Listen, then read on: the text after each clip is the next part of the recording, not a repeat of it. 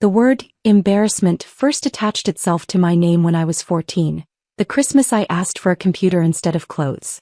She's going through a phase, Mom explained to relatives gathered around our dining room table, her voice carrying the patient tone reserved for discussing children's temporary delusions. All this computer nonsense will pass once she discovers boys and makeup.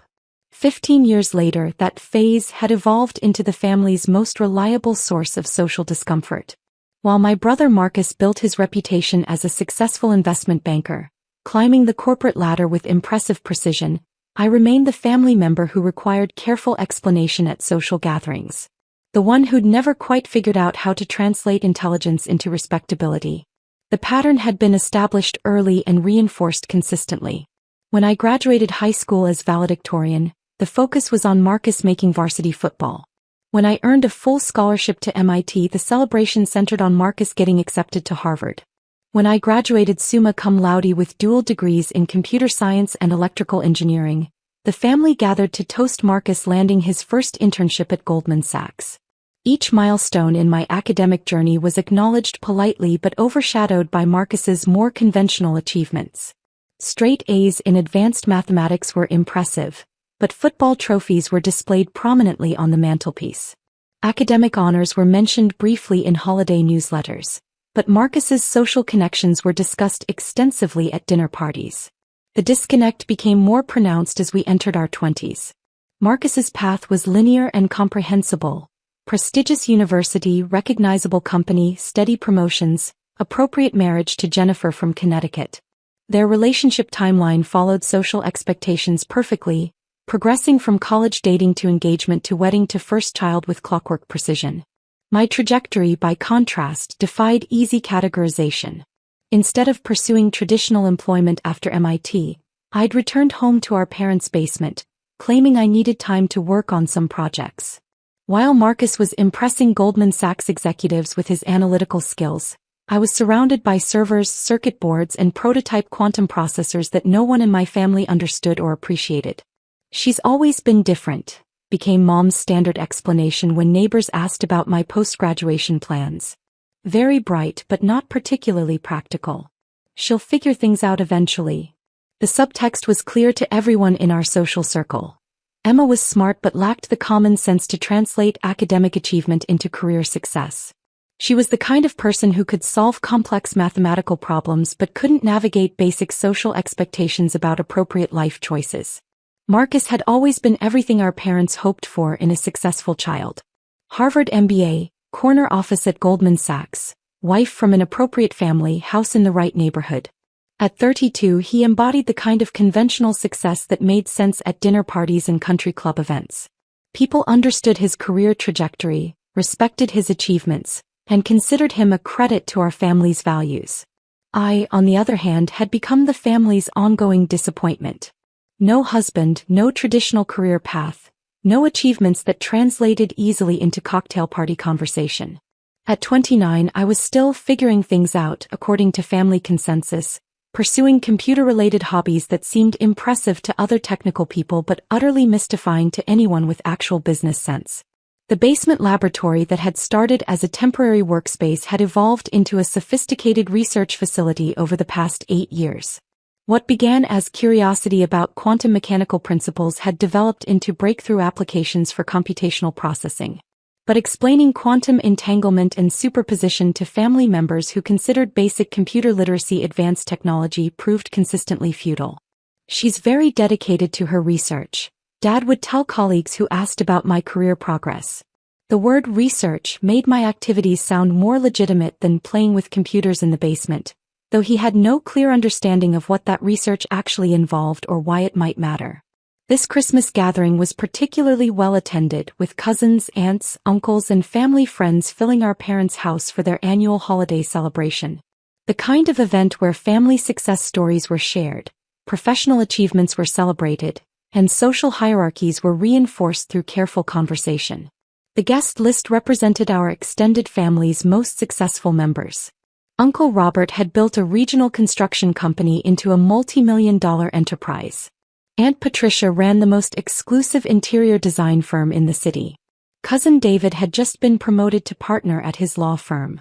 These were people who measured success in terms everyone could understand: revenue, profit margins, client lists, market share. Marcus just closed a $200 million acquisition deal, Dad was explaining to our Uncle Robert as I helped Mom arrange appetizers in the kitchen. The client specifically requested him because of his reputation for handling complex international transactions. Through the kitchen doorway, I could see Marcus accepting congratulations with the confident humility of someone accustomed to professional recognition. His achievements were the kind that impressed other successful people, generating respect and admiration from everyone who mattered in our social circle. The conversation around Marcus's latest triumph continued for 20 minutes, with relatives asking detailed questions about deal structure, regulatory approval processes, and the strategic implications for his clients' global expansion plans. This was the language of legitimate business success, involving measurable outcomes and comprehensible value creation. "And what about Emma?" Aunt Patricia asked eventually, her voice carrying the careful tone people used when discussing family members whose lives hadn't developed according to expectations. Dad's pause was barely perceptible, but I'd learned to recognize the slight hesitation that preceded explanations of my current situation. "She's still working with computers," he said finally, using the phrase that had become his standard description of my activities. "Doing some kind of technical consulting work. She's very good with that sort of thing." The phrase, "that sort of thing," had become his diplomatic way of acknowledging my work without having to explain what it actually involved. For the past 8 years I'd been building and scaling technology companies, but the details were too complicated for family conversations and the results too unconventional to fit their understanding of proper careers. "Is she seeing anyone?" Aunt Patricia continued, following the predictable script of concerned relatives addressing family disappointments. "She's very focused on her work right now," Mom replied diplomatically, which was family code for, "still single and probably always will be." The subtext was clear to everyone. Emma had prioritized her computer hobby over finding a suitable husband, and now she was approaching 30 with no prospects for either professional respectability or personal fulfillment. The kitchen conversation continued as I arranged cheese and crackers, listening to the familiar rhythm of family concern disguised as polite inquiry. These discussions happened at every gathering, with relatives taking turns expressing appropriate worry about my unconventional choices while carefully avoiding direct criticism that might seem unsupportive. "I worry that she's missing opportunities," Aunt Patricia said quietly, lowering her voice out of consideration for my proximity. "At her age, it becomes increasingly difficult to start over if those computer interests don't lead anywhere meaningful." Mom nodded thoughtfully, sharing the concern that had been growing stronger each year as my 20s progressed without obvious markers of conventional success. "We've tried to encourage her to consider more traditional options, but she's always been very independent. Sometimes too independent for her own good." The conversation reflected their genuine love and worry, filtered through assumptions about what constituted a successful life path. From their perspective, I was stubbornly pursuing dead-end interests when superior alternatives were readily available through Marcus's professional network. As we moved into the living room for the pre-dinner social hour, I found myself positioned in my usual spot on the periphery of family attention. Marcus occupied the central chair near the fireplace, his wife Jennifer beside him discussing their upcoming vacation to Switzerland. Their 3-year-old daughter played at their feet with educational toys that promised to accelerate cognitive development through multilingual programming. "Uncle Marcus is taking us skiing in the Alps," Jennifer was explaining to the assembled relatives. "The resort has a private helicopter for accessing the best slopes. Marcus's bonus this year has been extraordinary." The conversation flowed naturally around their success, touching on private schools, investment properties, and social connections that enhanced their standing in Manhattan's financial community.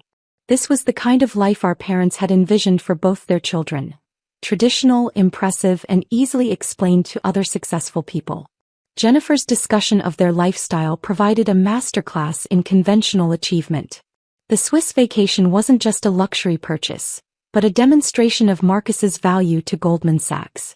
The private school enrollment wasn't merely educational planning, but evidence of their family's rising social status. Every detail reinforced their position within established hierarchies of success. The headmaster at Riverside Prep personally called to welcome our daughter, Jennifer continued, her voice carrying the satisfaction of someone whose child had been accepted to an institution with a waiting list measured in years rather than months. Apparently, her early development assessments place her in the 99th percentile for cognitive ability. I sat quietly in the corner chair that had become my designated spot at family gatherings, the location for family members who were present but not central to the evening's narrative of achievement and progress. From here, I could observe without being expected to contribute significantly to conversations about career advancement or life milestones. The positioning wasn't accidental or deliberately cruel. It reflected the natural social dynamics that emerged when successful people gathered to celebrate shared values and mutual accomplishments. Marcus belonged at the center because his achievements were comprehensible and impressive to everyone present. I belonged at the periphery because my pursuits remained mysterious and potentially meaningless. Emma, tell everyone about your computer work, Mom suggested during a brief lull in the Marcus appreciation session. Her tone was encouraging but careful, the way parents speak when trying to include children who don't quite fit the group dynamic. It's mostly technical stuff, I replied with the practiced vagueness that had served me well for years.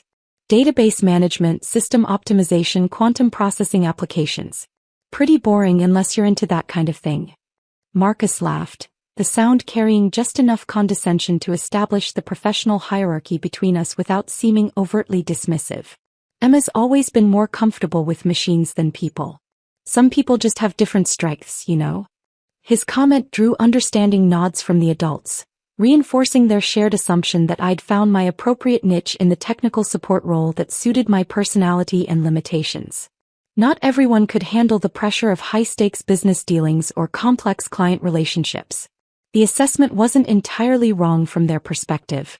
I did prefer the logical clarity of computational systems to the ambiguous social dynamics that governed most business interactions. I found satisfaction in solving technical problems that had definitive solutions rather than navigating office politics that required different skills entirely.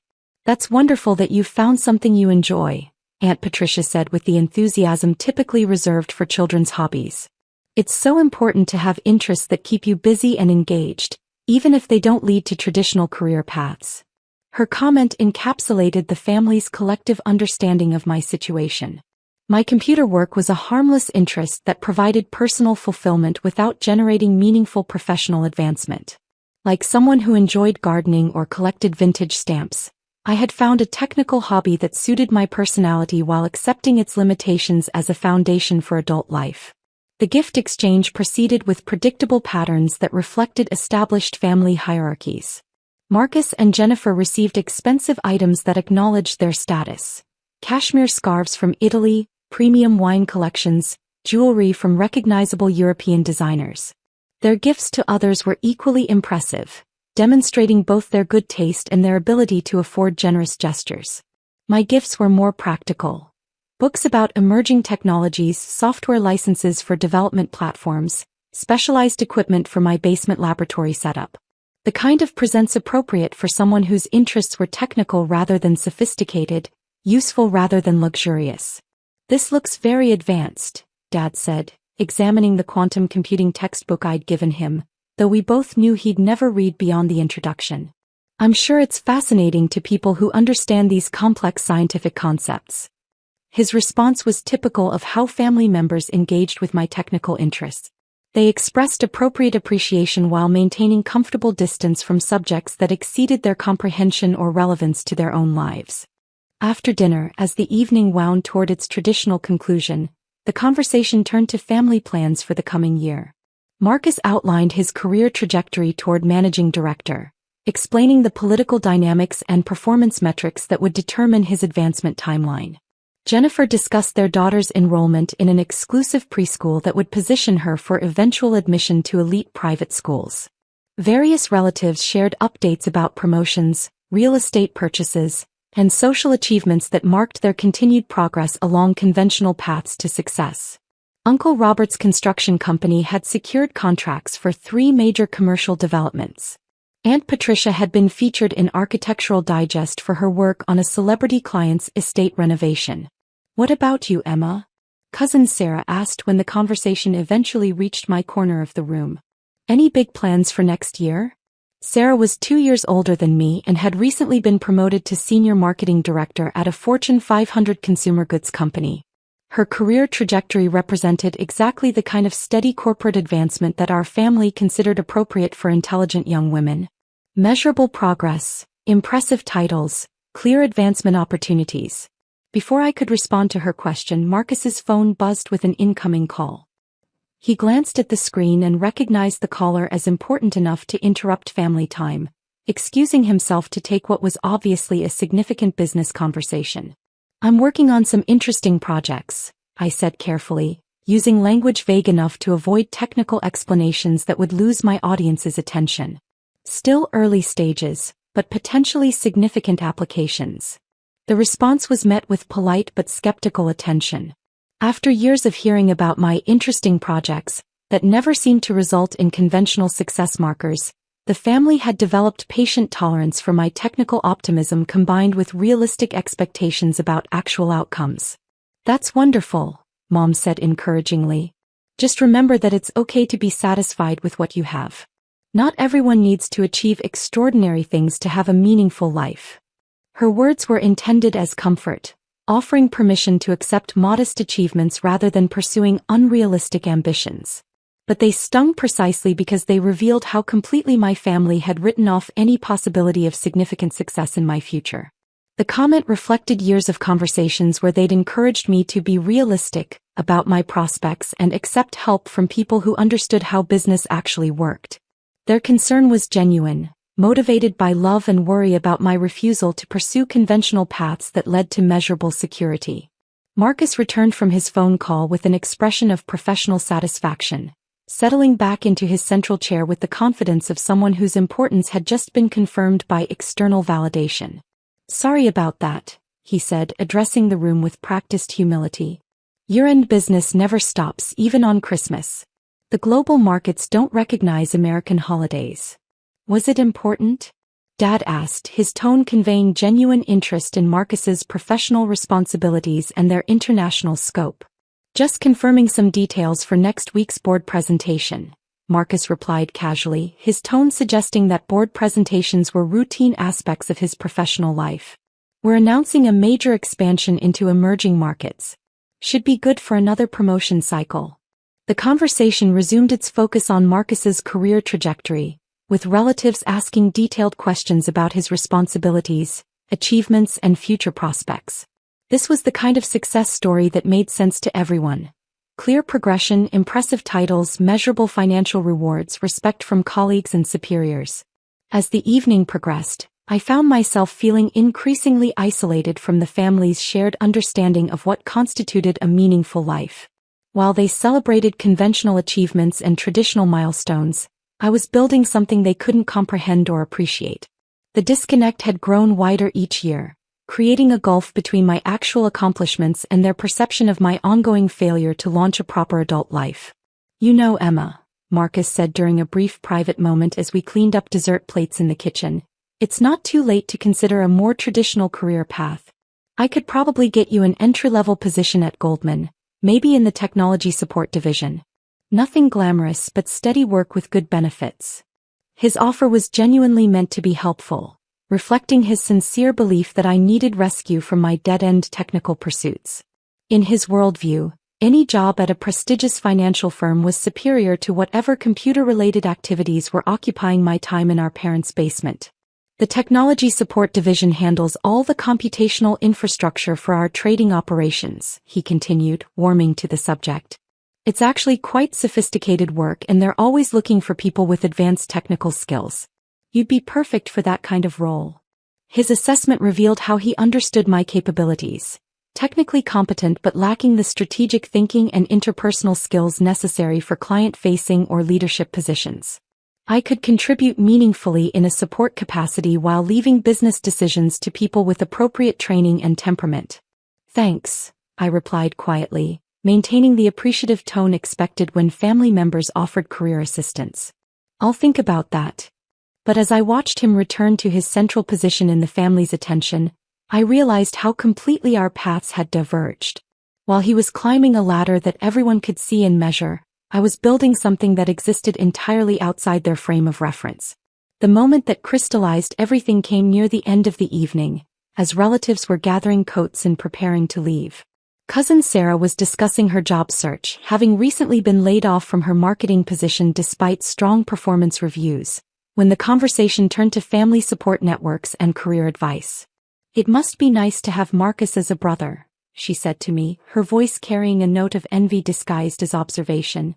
"Having someone successful in the family who can open doors and make connections. Not everyone has that kind of advantage." Before I could respond, Marcus laughed and shook his head with the confidence of someone whose advice had been consistently ignored. "I don't think Emma's interested in the kind of help I could provide. She's more comfortable doing her own thing, even if it means staying at entry level forever." The comment hung in the air, carrying years of accumulated frustration with my refusal to accept his guidance or follow his example of conventional professional advancement. From his perspective, I was stubbornly pursuing a dead-end path when superior alternatives were readily available through his professional network. "Actually," Sarah said, her voice taking on the sharper tone that indicated she'd been drinking just enough wine to speak more freely than usual, "I think it's time someone said what we're all thinking." The room grew quiet as relatives sensed that the evening's polite conversational boundaries were about to be crossed. Sarah positioned herself near the center of the living room, commanding attention with the confidence of someone who believed she was speaking for the group's collective wisdom. "Emma, you're becoming an embarrassment to this family," she announced, her words cutting through the holiday pleasantries like a blade through silk. "You're almost 30, you're still single, you're still playing with computers like a teenager, and you refuse to accept help from people who've actually succeeded in the real world." The silence that followed was heavy with agreement, even from family members who wouldn't have chosen such direct language. Sarah had articulated what many of them had been thinking but were too polite to express: that my unconventional choices reflected poorly on the family's collective judgment and social standing. Marcus nodded slowly, his expression suggesting that while he wouldn't have delivered the message so bluntly, he agreed with the underlying assessment. "Finally someone said it," he added quietly, his voice carrying relief that the difficult conversation had finally been initiated. Mom looked uncomfortable with Sarah's harsh tone but didn't contradict the essential message. Dad stared at his hands, avoiding eye contact that might require him to defend choices he'd never understood. The silence from other relatives spoke volumes about their shared agreement with Sarah's brutal evaluation. "You had potential," Sarah continued, warming to her theme with the passion of someone who believed intervention was necessary. "Good grades, smart family, every advantage. But instead of building something meaningful, you've wasted 15 years on a hobby that's going nowhere. And now you're too old to start over properly." The weight of accumulated family disappointment filled the room like a heavy gas, making it difficult to breathe normally. This was the conversation that had been brewing for years, the honest assessment that everyone had been too polite to voice directly. I simply responded, "I understand," I said quietly, maintaining the calm tone that had served me through countless similar moments over the years. My response seemed to satisfy the family's need for acknowledgement of reality. Sarah nodded approvingly at my acceptance of their assessment. Marcus looked relieved that the intervention had been necessary but civil, and Mom began gathering plates with the efficiency of someone eager to restore normal holiday harmony. But before the moment could pass completely and the evening could conclude with its traditional exchange of grateful hugs and promises to stay in touch, Dad's phone rang with the distinctive tone he'd assigned to calls from work colleagues. He glanced at the screen with the apologetic expression of someone who normally didn't take business calls on Christmas, but the name displayed made him pause with recognition. The caller was important enough to justify interrupting family time, even during the holiday's final moments. "It's Richard Thompson from the Times," he announced to Mom, his voice carrying the mixture of pride and obligation that accompanied contact from his most prestigious professional relationship. Richard Thompson was Dad's most valuable media contact, a business journalist who'd interviewed him twice for articles about regional manufacturing trends and economic development initiatives. Dad considered him a crucial professional relationship and had mentioned him frequently as an example of the kind of high-level connections that enhanced one's reputation in business circles. "Dave, sorry to call on Christmas." Richard's voice was loud enough to be heard across the room as Dad answered, his professional excitement overriding holiday etiquette. "But I had to verify something for a story I'm working on. Is your daughter really the Emma Chin that Forbes just named as America's youngest billionaire?" The question hit the room like a physical force, creating a silence so complete that even the grandfather clock in the hallway seemed to stop ticking. Dad's face went through a series of expressions as his brain processed information that contradicted everything he thought he knew about his family's hierarchy and achievements. "I'm sorry, what?" Dad managed to say, his voice barely above a whisper as he struggled to process the impossible question. "Emma Chen, 29, founder and CEO of Quantum Dynamics," Richard continued, his professional excitement audible even through the phone's speaker. "Forbes released their youngest billionaire list an hour ago and she's number 1. Net worth estimated at $3.8 billion. Please tell me you can get me an exclusive interview with her." The silence that followed was unlike anything I'd ever experienced in 30 years of family gatherings. Not the comfortable quiet of people absorbing interesting information, but the stunned, airless silence of people whose fundamental understanding of reality had just been challenged and found completely wrong. Marcus was staring at me with an expression I'd never seen before, his mouth slightly open as he tried to reconcile the family embarrassment sitting in the corner chair with the youngest billionaire in American business history. Sarah had gone completely pale, her earlier confidence evaporating as she realized she'd just called a billionaire an embarrassment to the family. "Quantum Dynamics," Richard was saying, oblivious to the shock his call had created in our living room, "revolutionized quantum computing applications for financial modeling and data processing. The IPO last month broke every record for technology offerings. Your daughter built this from nothing in her basement lab, according to the Forbes profile." Dad was holding the phone like it might explode, his hand shaking slightly as he processed the implications of what he was hearing. The computer hobby he'd dismissed for 15 years, the technical projects he'd never understood, the dead-end pursuits that had worried the family for so long, all of it had been building toward something extraordinary that exceeded his ability to comprehend. "Dave, you still there?" Richard asked, his journalist instincts detecting the unusual silence on the other end of the call. "This is huge news. Forbes is calling her the most influential young entrepreneur of her generation. The quantum computing applications she developed are expected to transform multiple industries. Can you connect me with her?" Every pair of eyes in the room was focused on me now, their expressions cycling through disbelief, confusion, and dawning recognition. The family embarrassment who'd been lectured about accepting her limitations had somehow built a $3.8 billion technology empire while they'd been worrying about her failure to launch a proper career. The magnitude of their misunderstanding was becoming clear in real time. While they'd been encouraging me to accept entry-level positions and conventional paths to modest success, I'd been operating at a level of business achievement that exceeded anything any of them had ever imagined possible. "Actually," Dad said slowly, his voice still barely functional as he struggled to reconcile the phone call with his understanding of family reality, "she's right here." The laughter that had filled the room moments earlier when Sarah delivered her assessment of my failures had stopped completely. The easy confidence with which they'd discussed my shortcomings and lack of prospects had evaporated, replaced by the uncomfortable realization that their understanding of the family hierarchy had been completely inverted. Marcus's phone was buzzing with notifications, his financial industry contacts apparently sending him links to the Forbes announcement that was spreading through professional networks. His face was cycling through expressions as he read updates about a company he'd never heard of, built by the sister he'd been offering entry-level positions to help rescue from her dead-end pursuits. "Emma," Mom said, her voice barely above a whisper, "is this true?" Before I could answer, Sarah's phone chimed with a news alert. Then Aunt Patricia's. Then Uncle Robert's. The Forbes announcement was spreading through their social media feeds in real time, confirming what Richard Thompson had just told Dad. The youngest billionaire in America was sitting in their living room, the same person they'd just finished explaining needed to accept her limitations and stop embarrassing the family with unrealistic ambitions.